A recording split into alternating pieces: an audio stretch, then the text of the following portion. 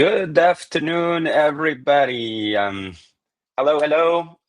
Before I run everything, the classic check that I'm always doing, do you hear me? Because the most important is sound in this, and can you see me?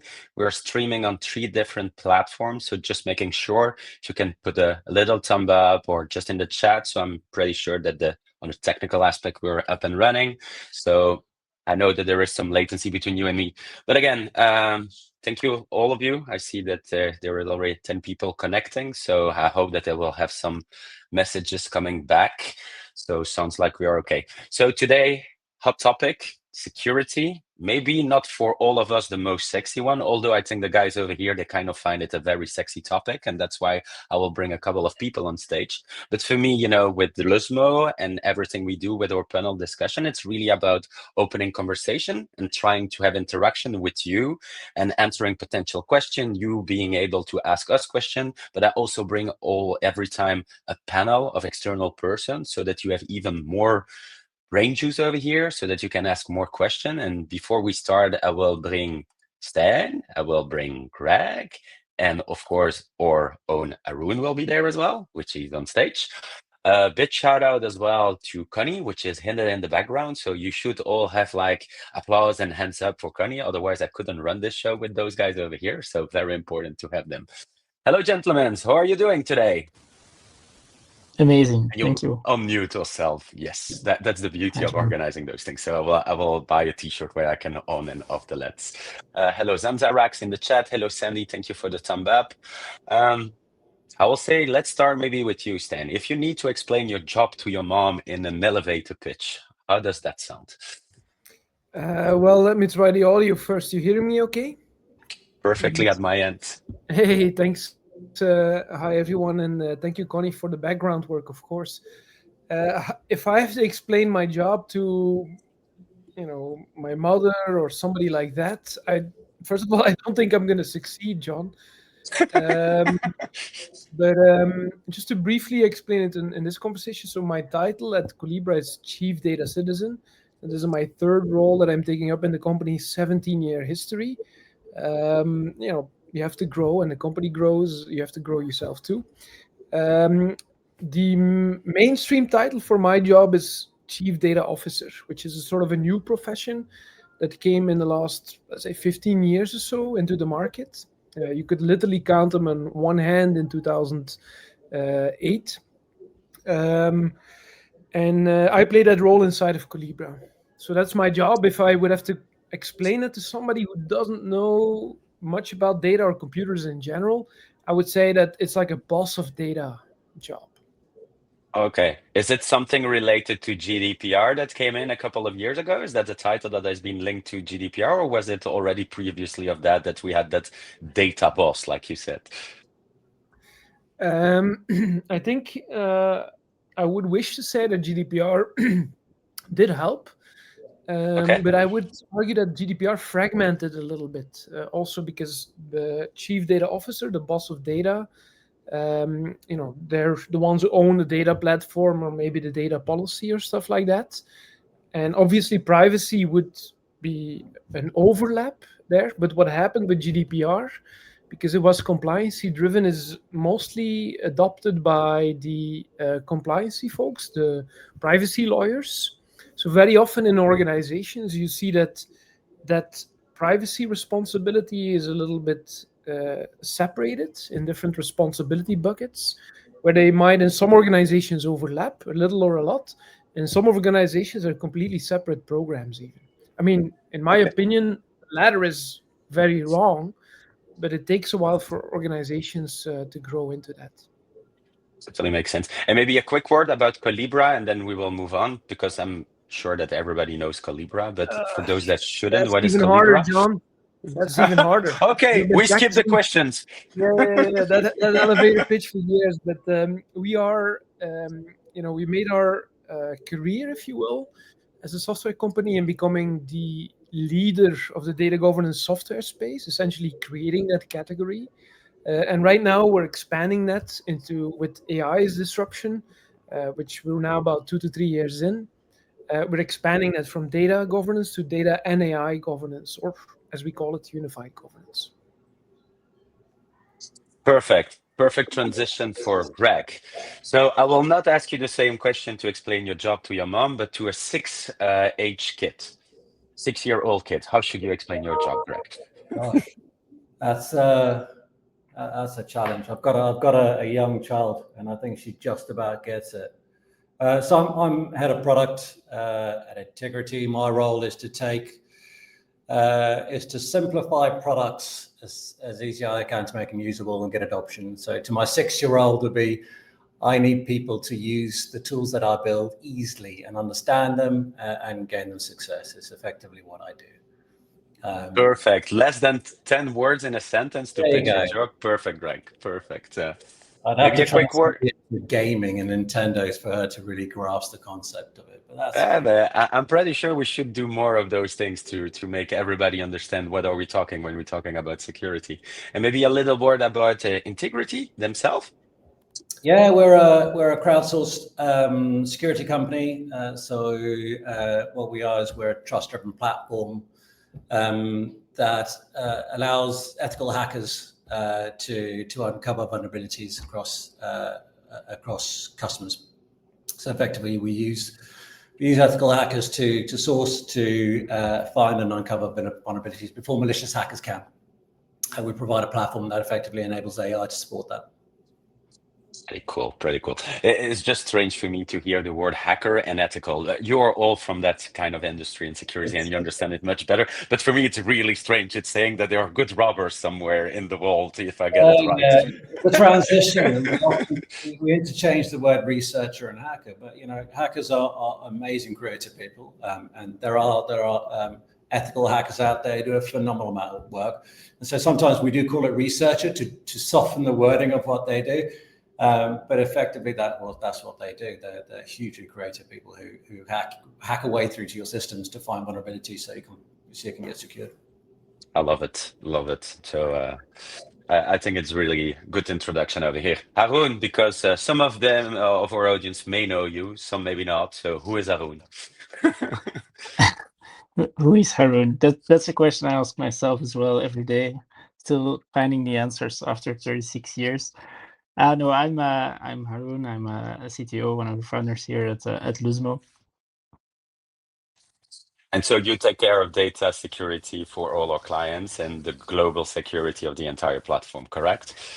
Yeah, we are not the largest organization. So as a CTO, I wear many hats, and running our security program is one of those hats, one of the ones that interest me quite a lot, to be honest. It's a very interesting space, very interesting. It's always evolving. Things That's happening. crazy. It's always evolving. It's continuously changing. So cool. I think intro is done. So my main idea over here, so that the folks know, hello 𝘍𝗵, by the way, I see somebody that I know in the chat as well. I will drop a question, and the ones that feel like really, I can bring value to that question, you answer it. If you don't, I will say who need to answer it. So I'm sure that I have an answer, because the purpose is not having an open question. Greg is already laughing me out, so that's perfect. That's why I'm already telling, if I don't get an answer to the question, I will say who needs to give an answer. If we talk about security, what does security really means today in the SaaS product environment? Just that we can build a scene. What does security mean in 2025 in the SaaS industry? And how maybe has it changed? Because there are not only young people over here, through the years, because I think some of you knew the world before even the internet, some saw the internet arriving. And so it's really to put a big frame around it. And if there is no answer, I can already give you 86% of organization now consider SaaS security top priority. Aha, you will tell me. But 75% of those people experience incidents in the last year. So I think that was just to frame where security is. And I will mute myself, otherwise I will try to answer it.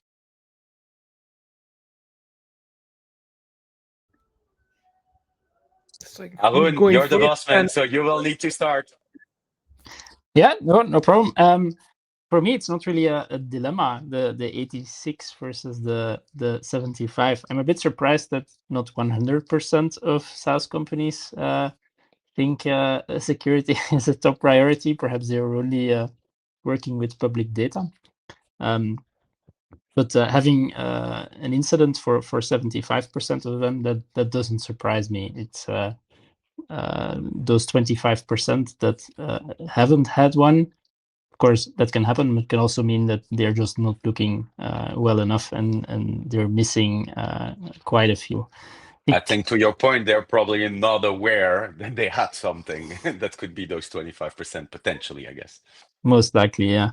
Okay. I mean, as a SaaS company, people are entrusting their data to us. Sometimes the most critical data that those companies safeguard, and it's only natural that we spend enough resources and think sufficiently about how we can secure that data and in what way data can be used, also in an ethical way. Okay, maybe to Stan and Greg, how have you seen security potentially evolve? And I will say both of you, I'd say one from a ethical hacker perspective. Have you seen like it increase through time? Where are the main challenges maybe? And it's a question for both of you because you're really living into that kind of industry, that sector. I mean, it's continually evolving. I think from a SaaS point of view, how I've seen it evolve over the last few years is security very much. In fact, we've looked at security within companies has changed. So security very much was that one sole man's job, IT, to make sure that he was ISO compliant and make sure he had the certificates ready for an RFP. And that's changed a lot. And I refer, I guess, slightly to certain frameworks. I think there's a BSIMM framework, which I think is business maturity. But they start to use what's security across the whole, intelligence across the business. How we're growing the intelligence across the business, across different stakeholders. It's not just about the IT, it's about the governance behind it, the training we put behind it. Because especially in the industry that I work in, it's not just about being certified on a certain element. Every single part of your organization has opportunity. You've got third-party companies, you've got people buying SaaS tools, marketing buying SaaS tools, you've got loads of different products coming in, and all that provides a security layer. And I think that knowledge is rapidly going out because of the incidents we're seeing out in the market. We're starting to see it, knowledge is getting better. We're seeing IT teams now becoming actual, not one man, but actually full teams scaling rapidly.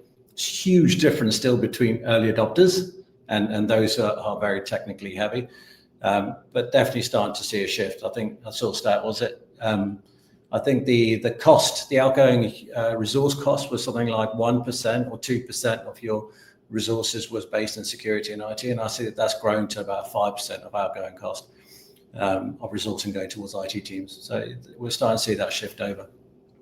Could we say that organizations are becoming more aware, or did they invest more to avoid any kind of risk that we were probably not doing before?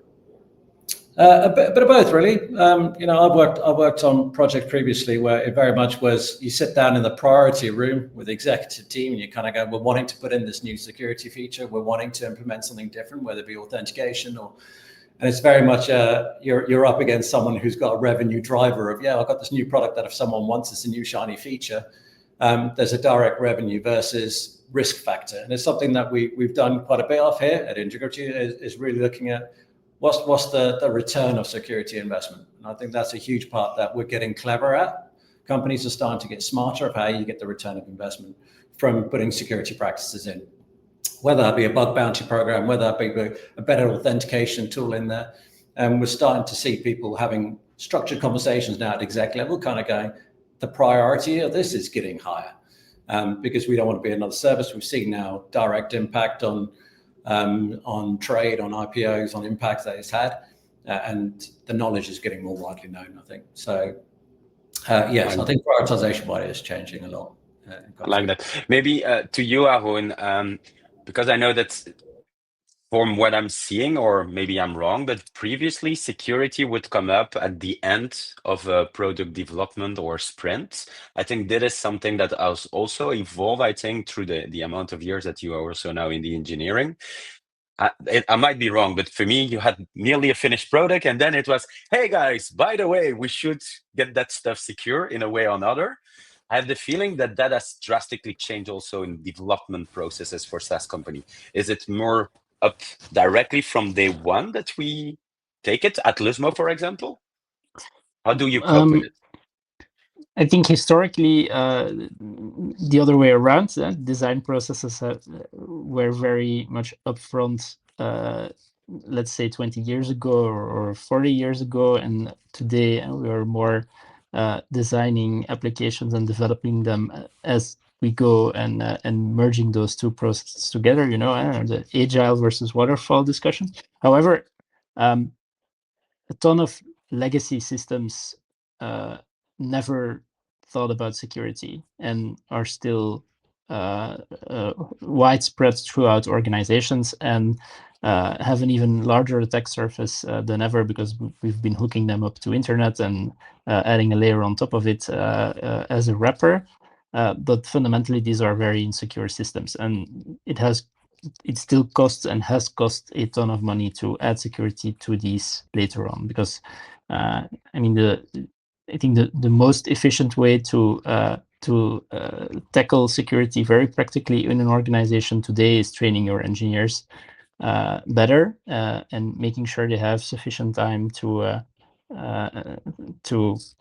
write secure code, to work on improvements that are not necessarily part of the feature backlog that the product is pushing, but that they have the time, because catching issues later on is extremely expensive. Just finding out where they are, fixing them, etc., and then not speaking even of the cost of actually dealing with a potential breach or data leak, because the cost of those can be gigantic, or there can even be punishments, of course, as stipulated in various regulations. Okay, totally makes sense. Kind of like that. I like that analogy that you made with waterfall and how we now conceive basically security from day one. Question for you, Stan, because we want to hear your lovely voice as well. What are the most overlooked risks of security flaws to avoid when it comes to security data access? And I think that's so into your right spot. I can re-put the question even in the chat because I can read it. I will put it in the public chat to all of you so you can read it and think about it as well. So what are the most overlooked risks or security flaws to avoid when it comes to security data access? And I think that is something very hot. I think it's going to be very simple if I want to answer it short, and then I'll elaborate a little bit, John. Yeah, sure. I would say it's people and it's data. Now, I'll unpack that a little bit, right? But before we go there, maybe the way I saw it change, to go back to your first question, is we've been around in business since 2008. And for example, our software at first was an on-premise deployment. Now, that came with a bunch of security pressures we got from the customer, like security consultants giving you 1,000 questions: is your data encrypted at rest, and so on and so forth. So then around the 2010s, our company made the move to the cloud, the disruption of the cloud, right? So that made our business over 90% SaaS. And then all that happened is that the vector of attack became bigger, right? Because now the customer doesn't control the environment, the server upon which it is. It doesn't control the server anymore, right? So the vector of attack became bigger, and with it, the security scrutiny from the market. And that has continued for us ever since. So I would say that security has always grown and become more important. And obviously, it's a proactive stance that we have to take. Because when we do a new product introduction, that's a process. Security is a team that gets involved before even a design or code is ever made, right? And we have to do it in this way because that is part of the business of being a SaaS company. And the funny thing is, John, that you see the disruptions over the years, right? So now you have these customers who are like such security lovers and needing to be, that they'll ask for your cloud air-gapped, right? So it what sort is of a cloud becomes air-gapped? well, it's a cloud that's away from the internet. in other words. Okay. And when you look it up, you can Google for Google Cloud air-gapped and you'll find it. Okay. So these are serious offerings. Now, with more disruptions coming into play, like for example, Gen AI, your vector, your attack surface where people can attack you is becoming bigger. For example, people will now take the data, a PDF file of confidential information, put it in one of those chatbots and ask chat, tell me the summary. And thereby, despite all the protections your company might have in place, thereby people and the data becomes again the weak link in this new disruption. And to get back to that question, right? So people and data. So I fundamentally think, John, that organizations today are still struggling with and learning how to master that new asset. They've had decades to master the money asset, right? They've had decades to deal with the talent asset, people, and so on and so forth. Whereas data, yes, they've invested in it, but treating data as an asset so that you can count all the data you have and you know where it sits and so on and so forth, that is still a maturity curve that is permeating the world, the industry as a whole. Of course, there's people who are more advanced than others, but mostly a lot of organizations continue to struggle with treating data as an asset. And as a consequence, if you don't know where all your data sits or how it moves, if you don't know all the assets you have, what you get is people take the data from one system, let's say a highly protected system, put it in another system to make maybe a beautiful dashboard or a PDF or Ask Chat, which doesn't have any protection, right? So they're taking the data asset and copying it in another place, and now you have twice the risk, twice the vector of attack that can happen, but they're copying it multiple times, right? So it's one aspect is that organizations are not treating data as an asset as such, and they're still learning how to do it. So all the consequences of security follow from that. And the second is the people aspect. People don't know their responsibilities around that asset because it is not being treated yet fully as an asset. And thus people make all these mistakes. They upload something to chat thinking it's safe, but it's not.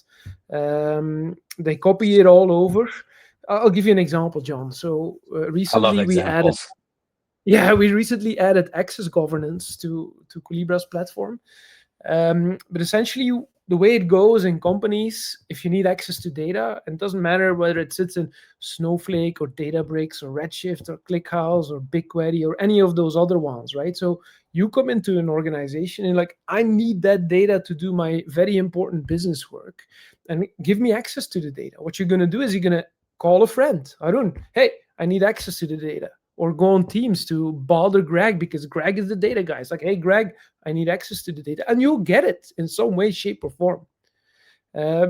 Your purpose of why you need that data might not be checked. And more importantly, your access may be permanent for all we know. So if there's no proper process in place for controlling how that access is given but also taken away, then it becomes a social network of people giving each other access, thereby again enlarging that attack surface. So people and data. Here really, and also the word governance from what you're telling over here. I really like that idea, and I saw Greg doing like this. Big governance head.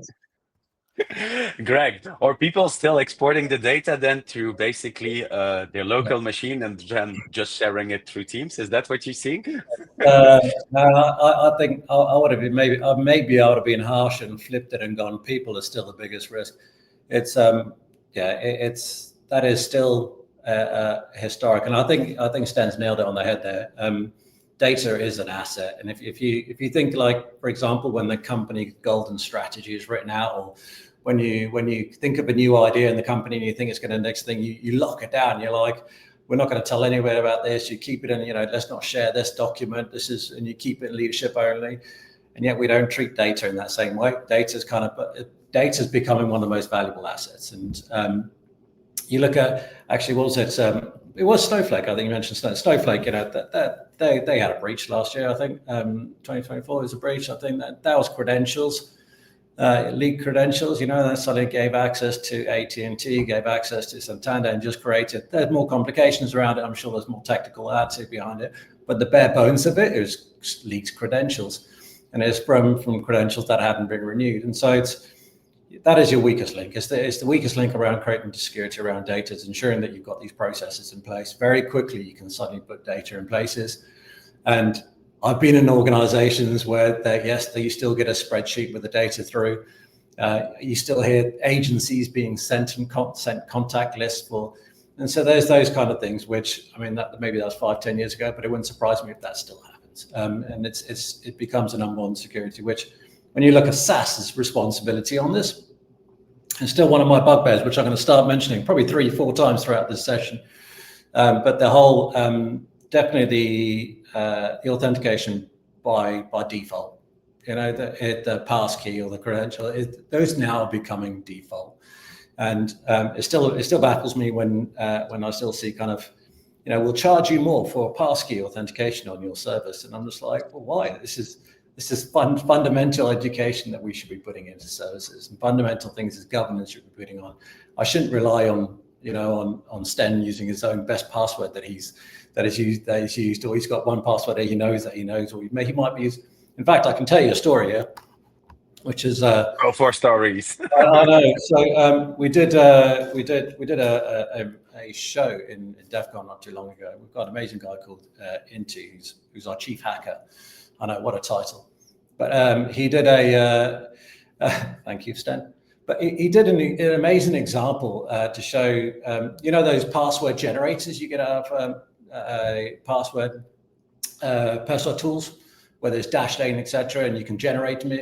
At the end of the day, it's still a computer in the background generating them. And he showed that you were able to create a software that could tell you how they're working out the generation tool. So he ran the generation tool, ran 5 passwords, and then plugged it into this tool, which read how they was generating it, and then it predicted the next 10. And you hit generate, and it predicted what the next generated password is going to be. Small things like that shows you how weak passwords are. And the note was, if you are using a generated password, put your own details in there, because as a computer, that's created a logic on how to generate passwords which are unbreakable. So all of this is kind of, you start putting in process, kind of going, what are things like passkey, kind of going, what are the things that we put in as a minimum to ensure we've got data security, as well as governance, what you do share, what you don't share, what you can mention, what you can't mention. So people. No, I'm afraid, Greg, because all my passports are in Dashlane, and they are all generated by Dashlane. And when I say all, it's really all. So were mine until I got. Now this is my tip for you today. I now generate it, but then I added 2 extra few characters in there just to make sure it's not being generated. Tip of the day. So you will tell me that I need to update to 100+ passwords that I have in Dashlane. I love the idea. No, but it's good that you say it, because most of the time you think you secure yourself by adding that layer of security, but there is still much to do if you want to be more secured at the end of the day.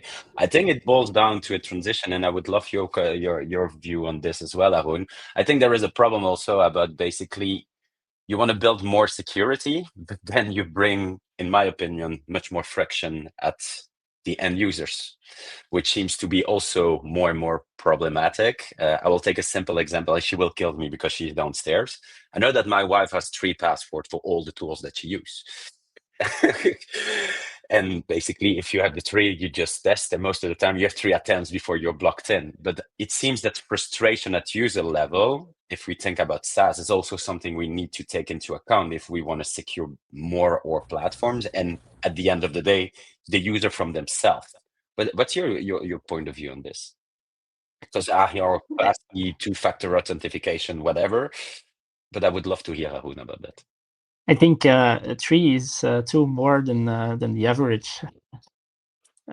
I will tell her that, so I don't get beat today. So that's very kind of you, Arun. No, it's true. In the extreme, security is fundamentally a little bit at odds with getting value from a platform or the data. Like, the most secure thing would be to throw away the data, or lock it on an air-gapped server and throw away the password. But probably there are economical reasons why we want to do things with that data.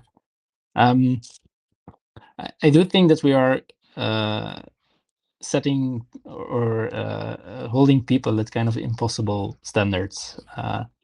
Sometimes a lot of data security best practices are really impractical for people to follow, and they have a job to do.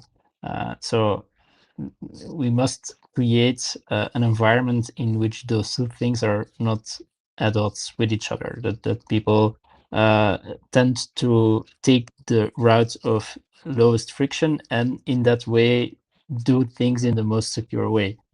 For example, using passkeys or not setting password policies that require you to reset a password every 2 weeks that fundamentally end up being worse than the original. I have a Another statistic example. for that, Ahun. You know that more than 60% of the user are really frustrated with that rotation every 2 weeks of password. That's what gets them the most pissed from what I'm seeing in the analytics. Yeah, and I understand Stan as well, same age, but that's the way to go. If you want to be secure, you need to switch those every 2 weeks. But it seems that it's really annoying for the people. It's not even a recommendation anymore. It's actively discouraged to still do this, and any enterprise that still stands by that is using a playbook from 10 years ago. But another example where we are really keeping people at very high standards is. So we talked about overlooked risks and security flaws, and one of them is definitely just forgetting about assets, like old domains that are still running, old apps that are still running, the server in the basement that is still doing something and nobody knows anymore what it does. In the largest organizations, it's probably even forgetting entire employees that are still working for you, or teams that still work for you, and that you forgot to include in some latest policy or security initiative. Just listing everything you have and following up on that is a difficult task and should be company assisted. We shouldn't just rely on people remembering everything. We should have better tools and technologies to visualize what are all the assets that we actually have and are responsible for. I think you're right. I'm hearing a lot around the human because Stan, you were talking, data and human. It seems that the human part is the most complex to handle in this entire topic about security today. I like that idea that you might have forget a team in India working for you, which has access to all your other platforms, because that must be true. There must be organizations that have really huge leaks of those data everywhere.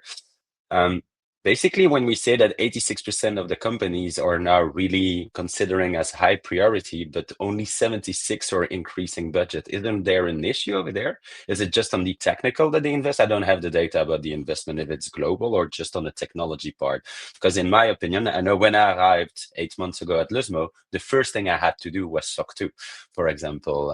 It was the first step before even getting my credentials to platform. I had to listen to 𝗪𝗵, which did a very extended presentation with decks, with Q&As, and every 3 months there is a refresh. Is that something common today in SaaS, regarding Stan and Greg, because you are daily based with that?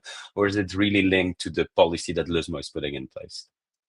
Really that act of every 3 months retraining, upgrading your people about security? Well, from my perspective, I'll let Greg of course speak for himself, but from my perspective, this is the case. I mean, I don't think it's necessarily the 3-month interval, but there's a regular frequency to having everybody in the company having to take maybe even the same training again that you've taken every year, let's say.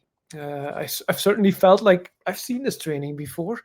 But the thing is, of course, that as attackers get more instruments like AI, you also as an employee need to be updated on what has changed. So taking the training regularly is rehashing what you might have forgotten from the last time, but also adding new stuff into it. And in our case, there is you have to literally sit through it for a number of hours and prove through a test that you've actually paid attention. If you don't score let's say 80 out of 100 for every test, then you got to take it all over again. And I think that's necessary, because people, no matter how well-intentioned and competent they might be, they might not know all the tricks attackers use today. I mean, John, only a few years ago, it would be hard for us to imagine that you would pick up the phone with a video call and somebody looking like your parent shows up and in a convincing voice tells you to wire money, right? And today, that's just very accessible to a lot of attackers. Now, then you have to ask yourself the following question, which is, why would the attackers target you? I mean, even the biggest companies in the planet, with the best budget and the best engineers, they have attacks happening against them, and failing in some cases. I mean, Facebook gets hacked, Microsoft gets hacked, etc. Orange in Belgium. The number of examples is everyone over time. So I think what matters is that you look at the security almost like a cat and mice game, whereby you're always trying to stay ahead of the attackers, right? You're always just trying to, you can't be the easiest to break into, right? Because that's maybe where they'll start their breakages. So you always have to stay one step ahead with however many resources you have, while, of course, keeping your business, keeping some resources for your business as well. So I would say the training is normal, because it is part of the cat and mice game of staying ahead of the attackers as best as you can. I really like that idea of cat and mouse game that you said. I think it's a mindset then that you can integrate easily or more easily in the culture to make people aware that basically it's continuously attacked. It's about being always trying to have that advantage edge, not to get catched by the cat that you try to have. Greg, what's your point on that? Or maybe training as well? Because I know that you had amazing stories when we were discussing on the other conversation with you. I know that I was looking at a slot this weekend to put at my door, so that I was keyless. And I said, I will never buy that stuff because of Greg. No, it's I mean that you can scaremonger, and it is quite scary. I mean, we've taken, obviously we're in the sector we're in, we take security to a whole new level. So we've gamified it, so in a way to adopt it. So we often try to catch each other out. So don't leave your laptop open in this company. If you leave it open in Intigriti, someone will get in. And you will be paying a hefty fee in some form of way. But we've gamified it, and we gamified it through phishing emails. You could even phish your other colleagues. And so it's become a bit of a sport. There's a leaderboard in there, and I think that's how we managed to manage it. And we're a mid-sized organisation to do it. But I do know, and I appreciate, when you get to a large organisation, it's hugely complex to try to maintain that organisation when you've got turnover of staff happening at pace. So to say, gamify it on that kind of organization, as soon as you get to bigger scales, it becomes a lot more harder and a lot more. And there's, in fact, a video I said just a few days ago, and I've seen it in practice when I went to Vegas to DEF CON, which is social engineering, which is a whole new different space. So not only are you starting to worry about, leaving your Post-it note with your password on your laptop or leaving your laptop open. I literally saw it happen. Someone sitting in a booth, and they were challenged to go and call up someone from their LinkedIn. They called up someone who was in reception, who recently posted the fact she started a new job. On her table was a welcome pack with a badge, and a badge had a little color code on it, what department she was in. And they managed to social engineer her, the badge number, her ID number, her email address, where she worked, just by phoning up, going, "Hey, how you doing? I'm John from security. You should have been all settled in. Are you all fine? Yeah, I'm absolutely great. You should have also received your badge. It's an orange one." They got all this from pictures that have been posted. All I need you to just confirm your security ID on the back of it. They literally just social engineered the entire everything out of her. And I'll send a video yesterday on YouTube. Same kind of thing. If you Google on YouTube, it's a social engineering hack. It's absolutely brilliant. It's about an hour conversation. It's a different way people are social engineering data out of you. And I think it's not just the stuff that we're used to now. There are so many different ways now, which and for us, gamifying it just puts it into reality. We see it day to day, obviously, in the industry we're in as well. But gamifying, everyone constantly talking about it. We have the training and process, but actually to put it into reality has really made an impact and really makes you see what's happening. I really like that idea of gamifying, just to make sure that everybody goes in there.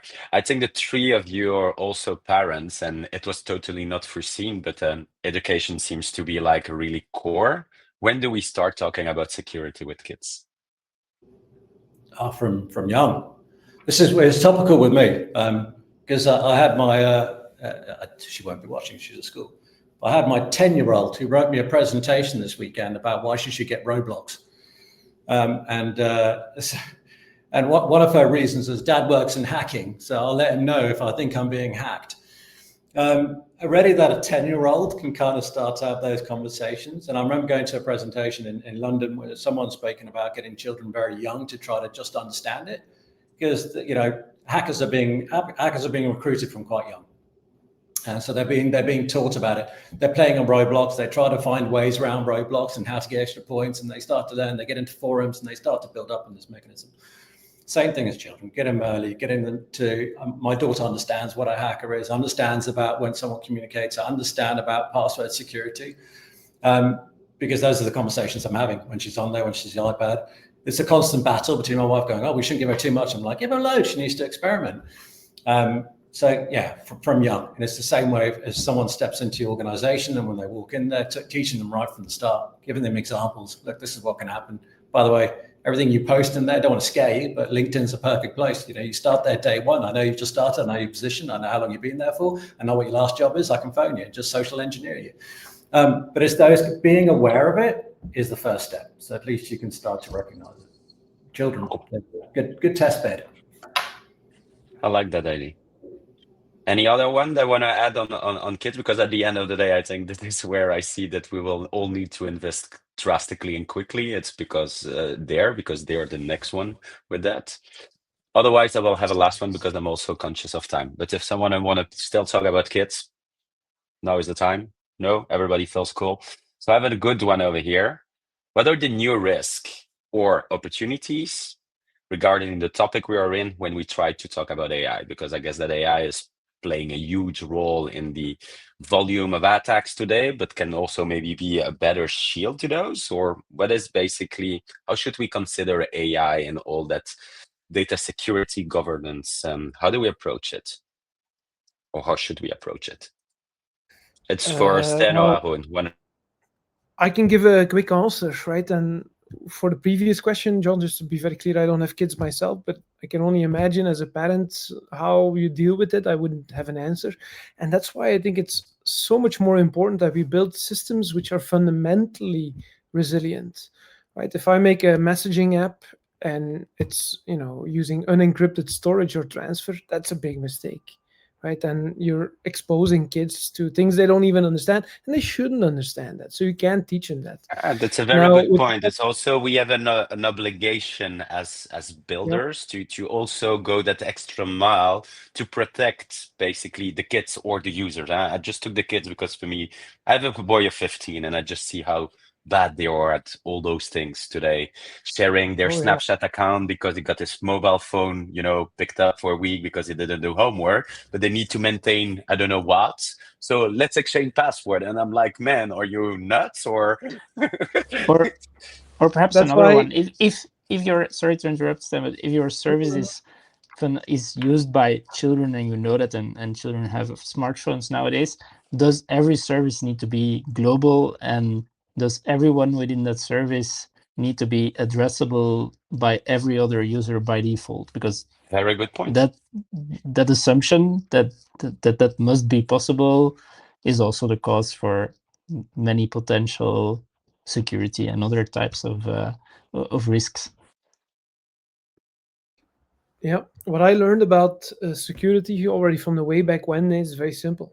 It's something you are, something you own, and something you know, right? So your son can only share what they know. They cannot share what they are. Like, for example, maybe some sort of biometric identity. Now, with respect to AI, John, I think I explained it earlier. It will offer new protections to protect old systems. But I think the speed with which it is offering opportunities for attack is creating a lot more dangerous attacks a lot faster, because previously you needed to be, like a state actor, in the sense that you needed a lot of resources to break into things or to apply social engineering at scale. Now you don't. So I think we will see a lot more problems because of AI security-wise in the short term than we will see mitigations against those problems. When you see examples of somebody vibe coding an app where there is absolutely no consideration of security because they don't know what they're doing, then yeah, we just know we're going to see, all the problems that we had with the web or the mobile phone, the Android version, that is, with the unprotected app store.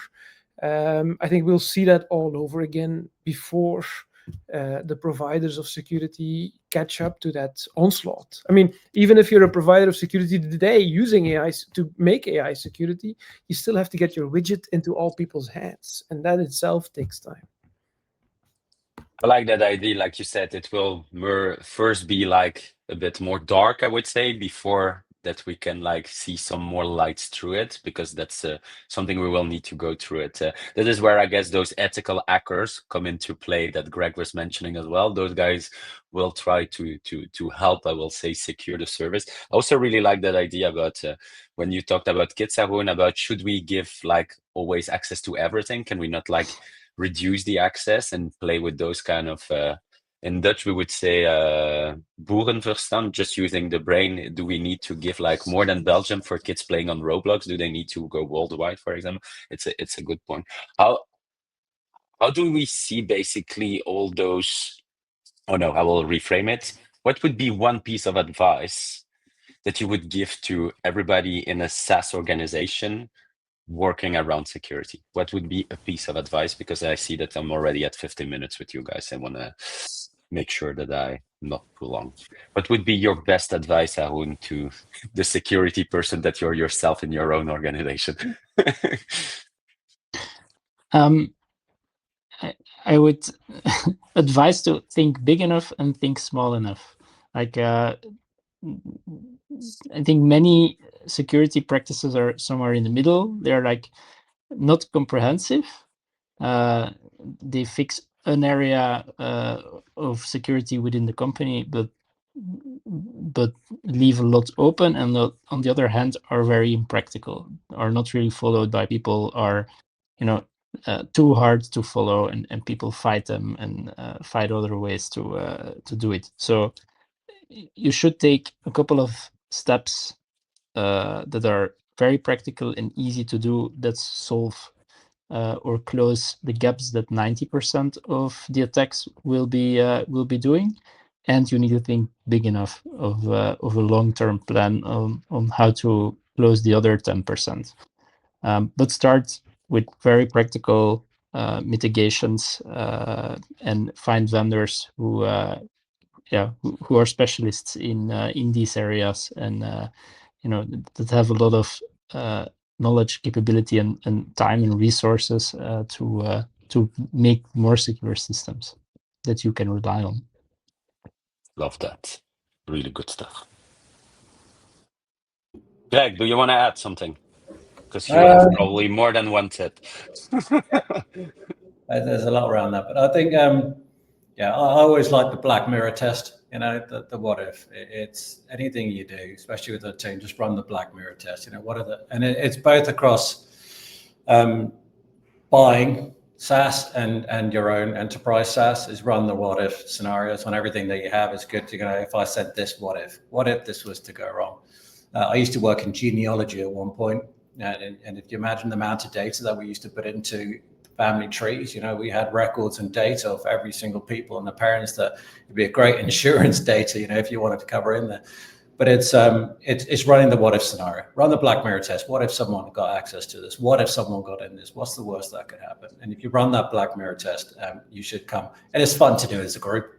Sit there and just run it, going, right, we're about to go with this vendor, or actually this company is coming to us. They're going to go to the what if scenario with us. Let's have everything ready for them. We've got trust centers now that are becoming so much better. SaaS product where you can go to trust center. It runs you through, this is what happens if we had a breach. This is what happens if this, if it I think Haroon said at the beginning, if you think you don't have vulnerabilities, you think again. You have a vulnerability out there. You need to go through the what if scenario. If it happens, what would we do? So run the Black Mirror test and everything. Black Mirror, what if? Love it. 𝘍𝗹𝗿, love it as well. Connie, I think you have gems in this webinar that we can repurpose over here. Stan, you're the final one on the tip. The final one on the tip. Okay. They gave big, small. We got like an amazing with the Black Mirror. So now I want the tip of Stan, so that I'm sure that people upgrade their security game within 10 minutes. Well, I think it's very simple. Up the game. Think about the people and the data, as we discussed earlier, because otherwise your business will fail because of it. If not today, then tomorrow. Sounds like a plan. Guys, really want to be conscious about your time. I see that the people stay with us, so I'm pretty sure that there was value in what you were sharing because nobody dropped out during the session. I kind of like it. It feels like it's very broad topic, of course. I think we kind of give some tips and ideas. Thank you for sharing all those inside stories like you all guys do. I think that is where people understand better things. I will really keep in my mind that the people, we need to invest much more in training the people. We need to make it as frictionless as possible. And one good idea is definitely the tip of Greg to kind of gamify in there. And then I would say there are a lot of other practical tips that I will recouple in a blog post behind it. But I want to say a huge thank you to the three of you for joining us. Thank you to the audience that was present. Thank you, Connie, again, for running the show in the background as always. And I will wish you all an amazing afternoon, folks. And if you want to say a last word, now is the time. Otherwise, I will put end stream. Well done. Thank you for hosting. Bye. Thank you, Thank you. gents. Thank you for Have a lovely moderating, afternoon John. then. Bye-bye. Thank you. Thank you to the audience as well. Bye.